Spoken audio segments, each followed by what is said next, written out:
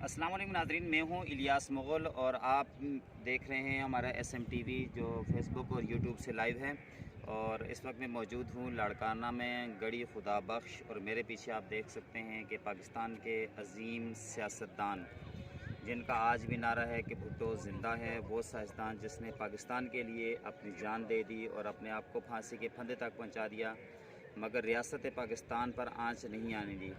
हमने तो चूँकि छोटे हैं, हमने जब तारीख़ को पढ़ा तो भुट्टो एक अजीम सियासतदान गुज़रे हैं जिनने पाकिस्तान की तामीर और तरक्की के लिए बड़ा किरदार अदा किया है। और ये याद रखें कि पाकिस्तान की तारीख़ में जब भी किसी सियासतदान ने पाकिस्तान के लिए अगर कोई काम किया तो उसको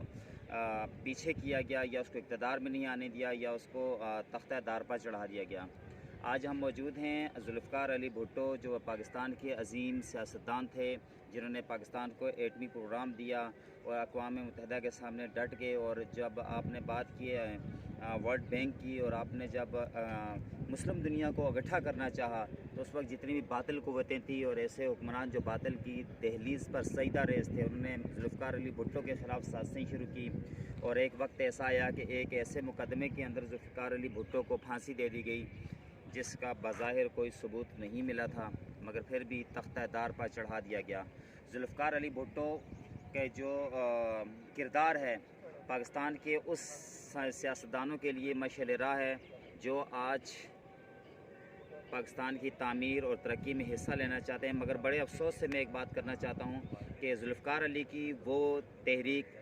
जिसे पीपल्स पार्टी कहा जाता है, बीबी शहीद के दुनिया से चले जाने के बाद वो करप्शन से इतनी लथेड़ी हुई है कि अंग अंग उनका करप्शन से भरा पड़ा है। सूबा सिंध जो है पीपल्स पार्टी के पास है, मगर यहाँ पर इतनी लाकानूनियत है कि जिसका कोई हिसाब नहीं है, जिसपे सारी दुनिया जानती है। भुट्टो का नज़रिया ज़िंदा है, आज भी जियाले जो हैं भुट्टो को ज़िंदाबाद के नारे लगा रहे हैं, मगर अफसोस कि उसके बाद के जो लोग हैं वो भुट्टो के उस नज़रिए को आगे लेकर न चल सके जिसके लिए भुट्टो ज़िंदाबाद के नारे लग रहे थे। मैं आज यहाँ पर भुट्टो साहब के मज़ार पर हाज़िर हुआ हूँ, और यहाँ पर मेरे आप पीछे देख सकते हैं कि इतना अजीम मज़ार जिसके अंदर भुट्टो साहब की कब्र मौजूद है, और बेनज़ीर भुट्टो शहीद रहमतुल्लाह अलैह की कब्र भी यहाँ पर मौजूद है। और यहाँ पर मैं आखिर में एक बात ज़रूर बताता चलूँ कि बेनज़ीर भुट्टो जो हैं वो जो साबिक़ वज़ीर-ए-आज़म थी, वो तहरीक मिनहाजुल कुरान की लाइफ मेंबर थी। चूँकि मेरा ताल्लुक़ भी तहरीक मिनहाजुल कुरान के साथ है, तो आज यहाँ पर हम हाज़िर हुए हैं और उनकी कब्र पर फातिहा भी पढ़ेंगे और उनको इस्लामी अक़ीदत भी पेश करेंगे। और आज भुट्टो साहब को हम सलाम पेश करेंगे कि आज तक आप ज़िंदा हैं, अगर आप ज़िंदा ना होते तो ये नज़रिया मर चुका होता। अल्लाह हाफ़िज़।